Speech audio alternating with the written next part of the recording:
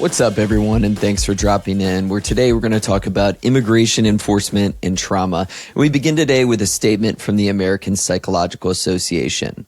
As seen in Minnesota and across the nation, the escalation in violence centered on immigrant communities is not consistent with decades of psychological research that clearly demonstrate how harmful living in a state of constant fear is for human beings. Psychological science is clear.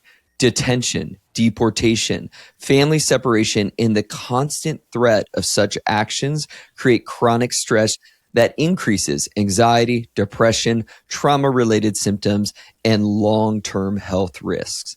These harms are especially severe for children whose emotional development depends on stable and secure caregiver relationships. Dr. Jackie, good to see you. Before we get into our professional takes as psychologists, diving into the trauma that we've seen, witnessed, and know so many have experienced related to immigration and enforcement, ICE, what have been your personal reactions? There's a lot, obviously. I'm so disturbed by some of the things that we're seeing and just the way that things have been carried out. Obviously, it's hard to watch, it's hard to see. But I think especially seeing the ways that this is impacting the community and people's real lives just really haunts me. And I think especially seeing people like Renee Good be taken away from us for seemingly no good reason, it's just so scary because it perpetuates this same cycle that a lot of women and minorities face and have been facing for so many years. And, you know, as a woman who grew up in a world where our bodies were just kind of discounted, dismissed, we had to kind of fight for our own safety in a lot of ways. It just really takes it to a whole nother level to see this be so broadcasted in a way where, again, it seems like there is no clear accountability. There is nothing that is coming from this that is taking any human life into consideration. And it just truly disturbs me. Yeah, as you had mentioned, a trend that has gone on far too long, especially in America, of people of color and women not being believed and being dismissed. Mm-hmm. And yeah, I think about Renee Good and trying to leave a situation and being killed for it, and then being blamed for it on the aftermath, the psychological ripple that causes. And the exact patterns that continuously perpetuate and get reinforced time and time again in our society. Yeah, I think of Liam Ramos and the whole situation of him and his dad, of like, you know, when you're a parent, there's so much you try to establish with your kids about safety and explaining things and how they work. And I think of like trying to even fathom what I would say, you know, to my son, if that was me and him being taken away. Where are we going? How long are we going to be there for? Why are we going here? Who are these people? And just knowing that helplessness, you know, in a country that we've touted for forever, you know, land of the free, and that anybody can kind of come here and make it and start a new life. And just how far we've fallen from that. And again, I know this is like nothing new for Black and brown people and minorities in a lot of ways.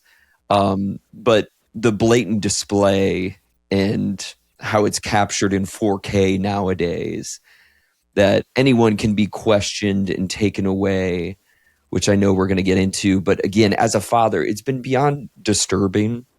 Yeah. And it's each day when you open your phone or you get a new alert, you just have no idea what's about to come. Like this sense of sort of justice or predictability right now is lost within our country, and especially as we're going to get into in these communities that have been targeted by ICE. Yeah, absolutely. Going to the direct topic of how ICE creates trauma in our communities, what are the things that you think of as a psychologist? Yeah. Well, I mean, just direct exposure, right, within those communities of the violence that ensues and seeing that with your own two eyes in front of you, whether you're a child or an adult, you're going to school, you're going to work, and you're seeing people be ripped off the bus or at bus stops or on the way to work, and not knowing if you're next, not knowing if something happened to somebody that day, and never knowing, if you're going to be able to get home to your family, if you're going to make it through another day, and being involved in that directly in the community is clearly troubling. Yeah, the amount of unknowns when you set out for the day of that, these masked, unregulated militia can approach you, question you. Again, especially if you're a person of color, like they are. They're just questioning you because of the color of your skin, Right. asking for documentation. How do you, again, the stress is starting before you leave the home. It's starting in the home Sure. of who's going to come knocking on my door. Is there any due process? We know that they've been acting without the need for warrants. But I think about the anticipatory threat in the stress of like, this could happen at any time, could happen at school. We've seen it outside schools. We've seen schools tear gassed Right. on the outside. It's happening at courtrooms, of when people are even trying to go through the immigration process, being detained and taken away. Yeah.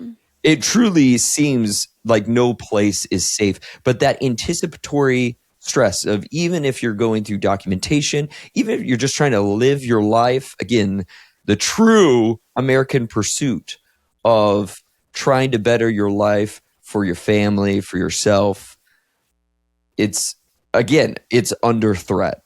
Absolutely. And not to mention the fact that all of that impacts day-to-day logistics, right? Of, am I even able to go to school or work? Am I then dealing with financial stress and all of the fallout from that hypervigilance and from all of the things that are already trying to be navigated?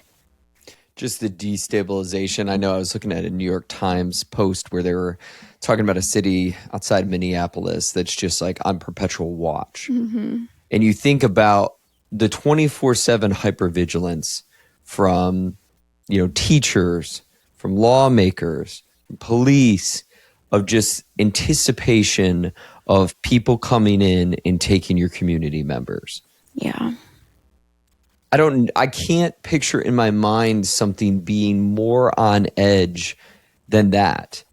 For the entire community. And it could be anyone. Right. Again, we've come to the point where anybody, black, brown, or just whoever they decide, can be questioned and interrogated. And even the people who aren't, who are just trying to be supports, right? And feeling like you're silenced immediately or worse. Right. Yeah. It's far more than just a single person who's witnessing this. It's certainly impacting the broader community. And of course, the entire country, if you're Right. paying attention, is certainly feeling that. When I think about sort of like what happens to people, like what in the short term would you anticipate people feel or experience psychologically? Yeah. Well, I mean, we've talked a bit about that hypervigilance, obviously. And I think that is a very, very real experience that a lot of people in the communities are having.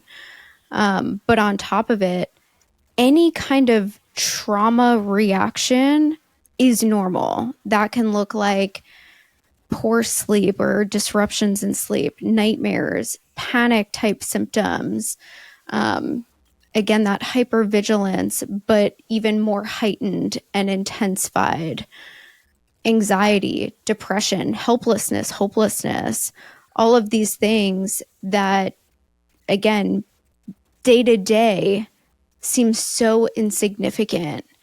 And on a larger scale, again, you're seeing these massive impacts and you're seeing the ways that it's truly affecting each person individually. And that looks different depending on the person, but all trauma reactions are very normal. And I think about for kids, you're going to see a lot of somatization. You're going to see a lot of Mm-hmm. physical symptoms. I don't feel well, For sure. getting sick, and like avoidance, Mm-hmm. feeling like I don't want to do these activities I normally would want to do. Right. Of course, asking a lot of questions through the uncertainty, but not all kids have the language to say, I feel anxious about this, Right. or I feel scared about this. They might be like, my tummy hurts. I feel sick. I don't Mm-hmm. want to go to school today. I don't Right. want to leave the house today. Right. And even that separation anxiety, right? Of, I don't know if I'm going to see one or both of my parents again after today or, after school. And that fear that's associated with that, yeah, you're going to have a lot of different reactions. And again, kids don't necessarily have the language to express those concerns. So it's coming out in, a lot of different ways. Yeah, I think of some of the cycles, we see within clients who have lived through, repetitive trauma or trauma over the long haul. Mm-hmm. You put it under the category of CPTSD, but you can see the hypervigilance leading to this, high cortisol spike, high anxiety, high stress, always on cue, and then the crash that can come after that Mm-hmm. into depression, hopelessness, apathy, and then sort of like the rise back up when you're still in this state, and sort of again the perpetual burnout you just feel of like on edge, going, maybe there's a lull to move into the next town, then like again the depression that's waiting for you.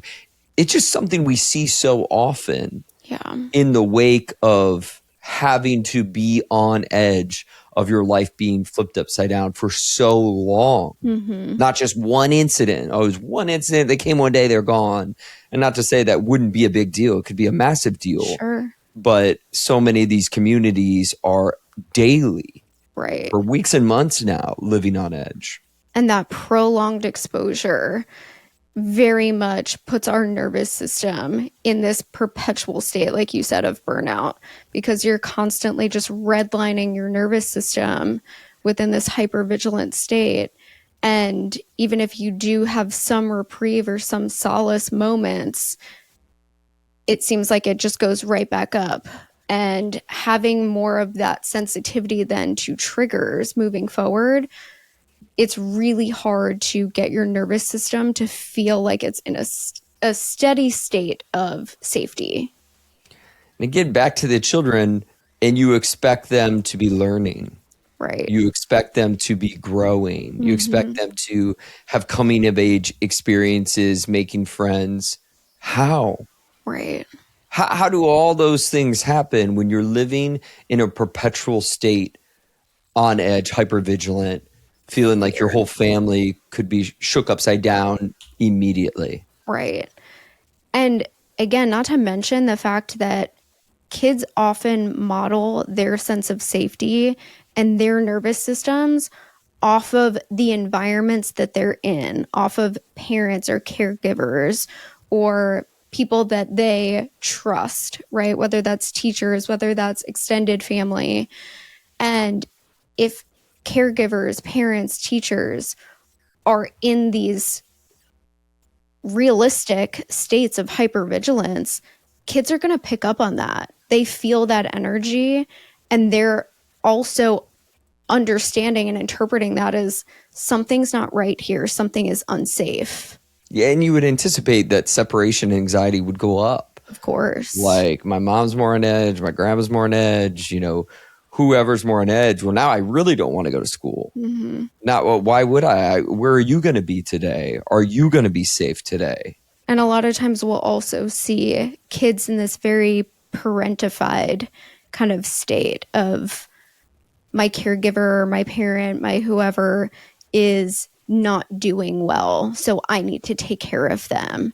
And naturally, a lot of times kids will go into that mode of trying to help or trying to assist a parent or a caregiver in their regulation. So sometimes we'll see kids that really put their needs at the bottom of the totem pole and can't always express that. And they'll kind of numb their own emotions in order to take care of a parent or a caregiver.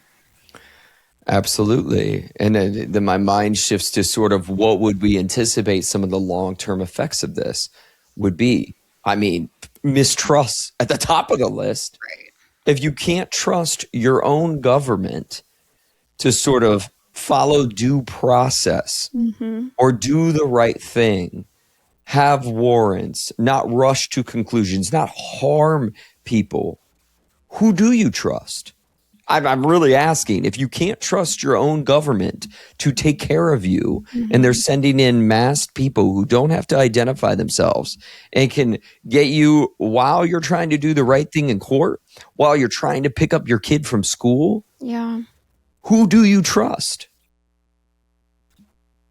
Yeah. There's that trickle down effect, right? Of the systems that we are living in and the culture that we are living in very much either provide a sense of safety or don't, and provide a sense of trust or don't.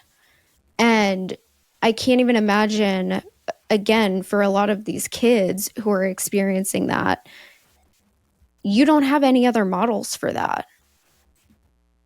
Right. You've been on this earth 7 years. Right. 5 years in the case of Liam Ramos. 5 years. And that's your taste of America. I mean, my dad just got swooped up and put into purgatory. Yeah. I mean,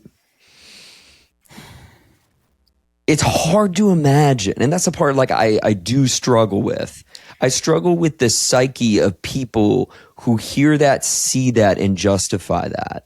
Right. Like obviously we're trying to explain the trauma of this and how it impacts the greater community. And yet I just could never wrap my mind around when you see those images that you think that's the America I want to live in. Yeah.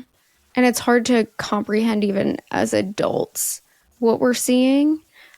I can't even imagine being a kid.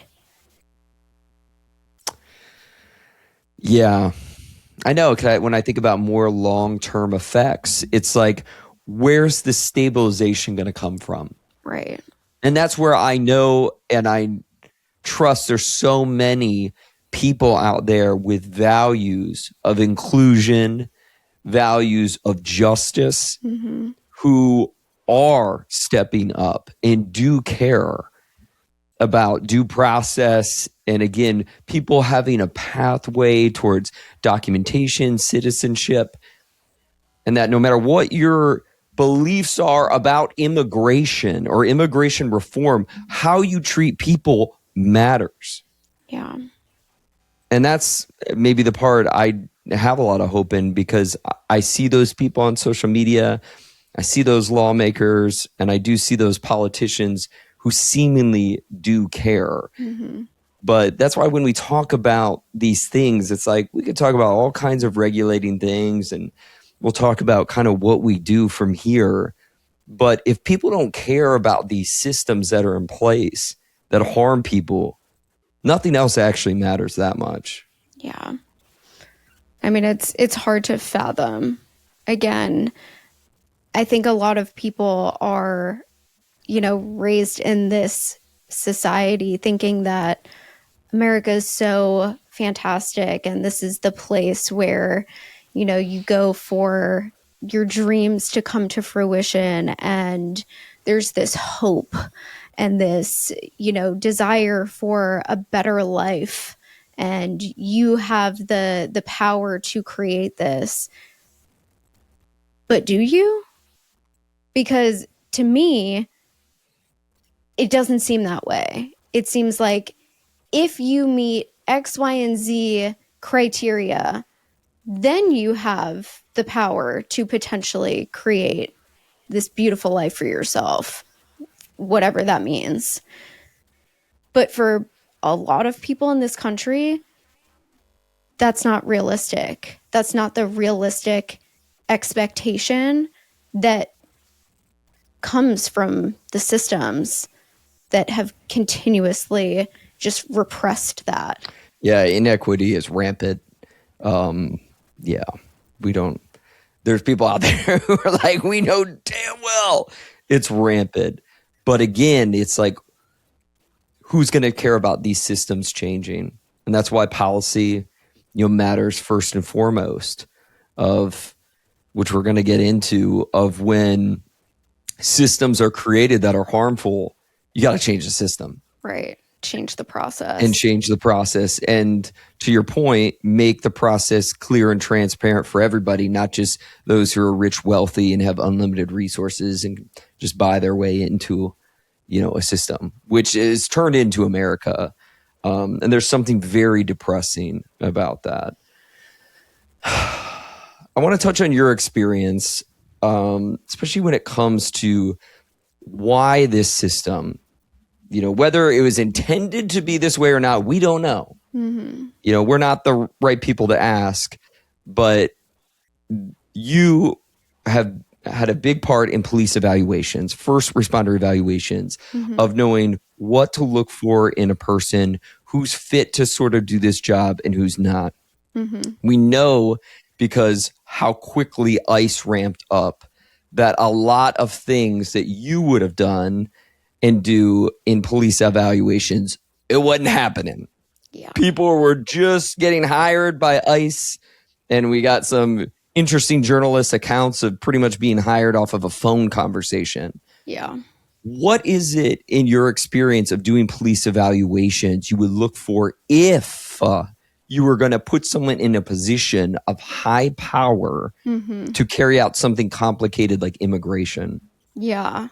Well, a lot of the key things that we were looking for were in background, their behaviors, the responsibility that people would demonstrate, the judgment and impulse control that they would demonstrate or not, and also their biases.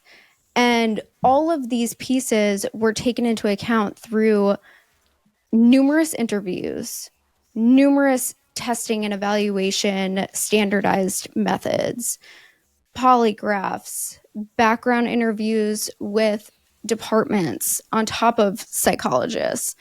And all of that information was then taken into account. And once you had completed all of those steps, once you were vetted, you were going through a 6-month-long academy. And then on top of that, with evaluations throughout the academy, you then had to go through FTO training. So you were supervised by someone else for at least another 6 months in order to just be off of your quote unquote probationary period. And so for me, I know that process so well, and I know what we looked for and what we screened out. And the things that we were screening out were very much clear biases, people that did not have great impulse control or judgment, people who have abused power or authority in the past. And all of those things had gone into this process. And again, once they were vetted, they still had a year's worth of training once they were hired.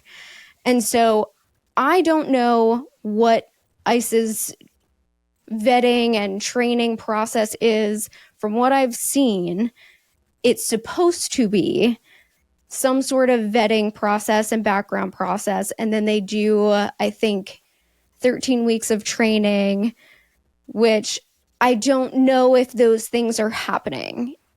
From some of the reports that we're hearing, it doesn't seem like any of those pieces are happening. And it's very much showing in these abuses of power. You do all this because that position is so important. Correct. You're handing someone a deadly weapon. And asking them to carry out, the law of the land with, humility, with accuracy, and to sort of be able to not escalate situations. Right. And do the complete opposite, actually. De-escalate, de-escalate, de-escalate. It's not what we're seeing. No. Now, I don't care what your opinion is. All over the internet, there's so many different videos of comments said by ICE, things being shouted by ICE. Again, we can talk about police reform all day long. This is just a whole different beast. Yeah. It feels like there's no training, there's no vetting. If it was happening, it certainly isn't anymore. But again, even if you feel a type of way about immigration policy, I don't know how the hell you look at this and say, this was the right way to do this. Yeah. I mean, and it's scary to me because there are a lot of checks and balances that often go into even first response and police systems, especially in recent years, as things have kind of progressed and changes have started to be made within the police side of things. I'm not seeing any of that with ICE. There's no due process. Anytime that there was ever a critical incident, what we called a critical incident, a shooting, a heightened situation, something that became more aggressive, there was a process that officer or officers involved in that situation would have to go through after that heightened situation, where they were investigated. The entire body cam was reviewed by both internal and external forces. And there was always this checks and balances system that was then put into place where they had to make sure that procedures were followed. Yeah, I'm shaking my head because that is clearly not happening. I mean, it's been stated that these ICE officers have immunity to carry out their job. What the hell does that mean? Because what you're describing, again, in a system that works for the people or is such an important job, well, you want to make sure it's being done correctly, justly, and right. And yet, think of the psychology of us all witnessing what we've seen with our own eyes, and that being stated, well, they have immunity. And again, from what I've heard, the states can carry out prosecution, but it is damn near impossible to prosecute the government and sort of get that accepted. Yeah. And so there's this precedent that even if, which we've seen, somebody messes up so badly, kills another human being, there's been absolutely no justice. And what we're told is they have immunity. And what we're told is that they have immunity. What does that do to all of us who witness that? Yeah, it's a scary thought. Is that America? I'm asking. I'm literally asking. I just don't. That's the part where psychologically it's like you spiral. Yeah. Like I spiral. I'll use an I statement here because in no way, shape, or form can I accept that. Unacceptable. In a land that's supposed to be founded on justice for all and due process. Mm-hmm. When you see something with your own eyes that should have never have happened, I think the ripple effects of that are going to be vast. Yeah. When you talk about mistrust, when you talk about apathy, and maybe to some degree that's the point. They don't care of the carnage. But then a government that doesn't care for the people, it sure as hell is not democracy. It's so scary to think that that's the reality that we're living in, because there's some clear parallels here to other points in history. Yeah, yes. I think so many of us just know that we've strayed so far from democracy that it does feel helpless right now.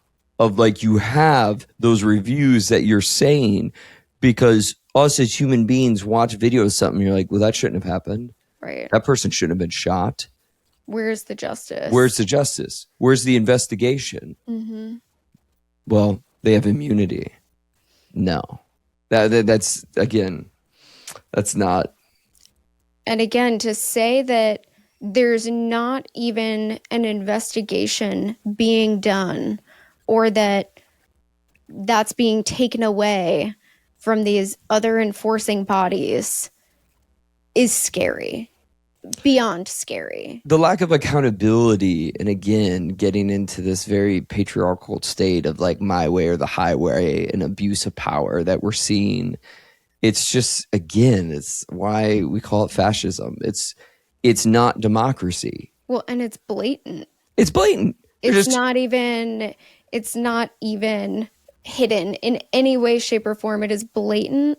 And then we're then gaslit, being told that, things are happening that aren't happening. Yeah. Yeah, none of us are believing that. Not anybody with two eyes who witnessed this, no. So now what do we do about this for the people who have been impacted by ICE, by the communities? Where do you get pulled? What do you think of? Yeah, I think about support. I think about community. I think about building people up, because there's so much isolation in that fear. So one of the main things that I think about is access to resources and support.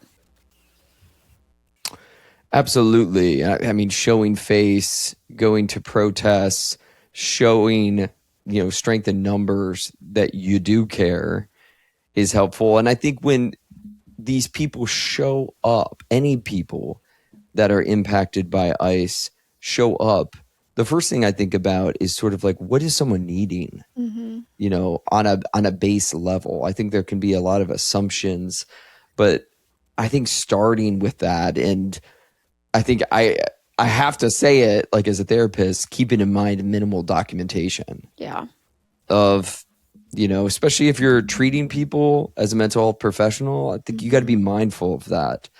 Of like, not everything has to be documented. For sure. And I mean, I think that's one of the unfortunate impacts of this fear, is that a lot of times people aren't necessarily reaching out for assistance or health care because of, fear of documentation, fear of, what might come of it. And so that's definitely something that, at least for us, we are very much big on, is minimal documentation. Yeah, getting to the points of like stress or anxiety. And again, like it's impossible to document everything in someone's narrative. Impossible. Right. And so you got to think about that when apparently now like ICE is, you know, asking and demanding to see documentation from mental health professionals. We protect our profession first and foremost. Definitely.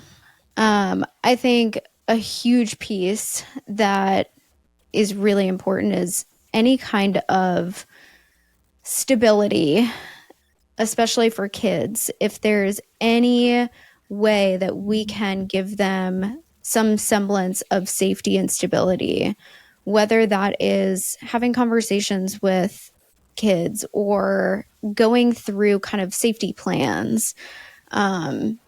Again, if you're not sure if you're going to be there to pick up your kids from school, what's the backup plan, or who are safe people for kids to reach out to in their life, so that way they have a plan in place, they know what expectations are, and they can kind of seek some stability and safety in knowing that there is a plan of action. Yeah, it's as we talked about, the challenges with keeping routine are hard, but Mm-hmm. at least when it's talked through and discussed of like what's going to happen today and what's going to happen in future days, again, that certainly can help manage some of the stress. I think it's also important to state that what we know, and especially people who come from traumatic experiences, is that one emotionally available adult makes a huge difference. One person who can sit there, answer the questions, even if it's like adults are working on fixing that, Right. even if it's like, stating the obvious of that, we're unsure about this piece, but there are a lot of people who care and we're working on that. Mm-hmm. We're working on getting that information and just, again, being available to talk through and not sort of like minimize or dismiss, makes a huge difference Yeah. in kids being able to name what's actually like coming up for them and what they're experiencing.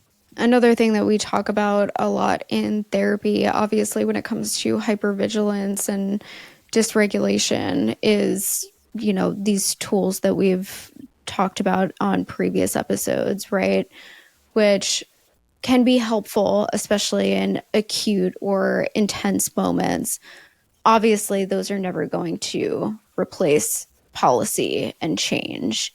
And of course, it's, you know, hard to tell someone who is living through a complete survival state to utilize breathing or, some of these tools.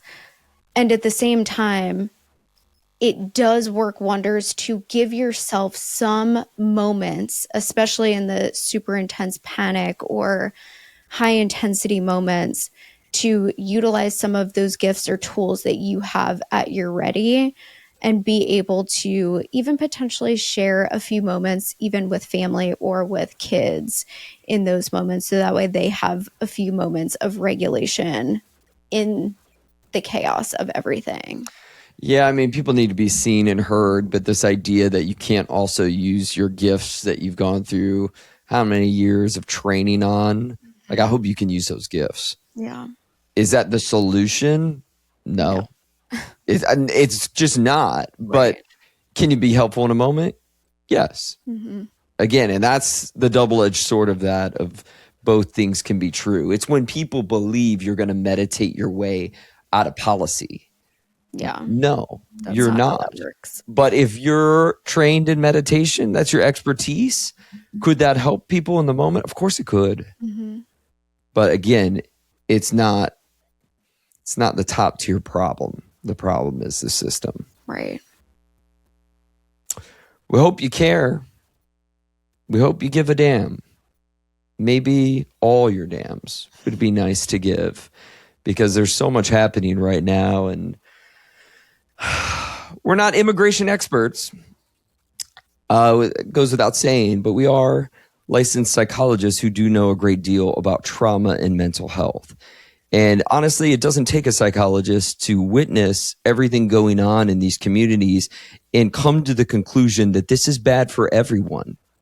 And I do mean everyone. It is bad. And the long-term effects of this are going to be seen. And so the best thing we could say is we hope you care. We hope you lean in, and we hope you contact your senators. We're going to have that down in the notes below, that you don't want $75 billion going to this, that this isn't good for anyone, and certainly isn't the America that we want to live in or the American dream that we believe in. It's often been said that you can't be illegal on stolen land. I believe that to be true as well. So there's that. But again, we're going to provide phone number below, contact your senators. Even as we're recording this, we know there's a lot of momentum to sort of take out that $75 billion and allocate it elsewhere. Bernie Sanders was one to say, how about we add this to all the Medicaid that has been cut? Imagine that. Healthcare, something we all need. Either way, we appreciate you leaning in, having this conversation that brings up a lot of emotions. And again, it doesn't mean we have to have clear answers, but we can also point out when things aren't working and we need change. Absolutely. Thanks for being here every week, right here on Drop In. We'll see you next time.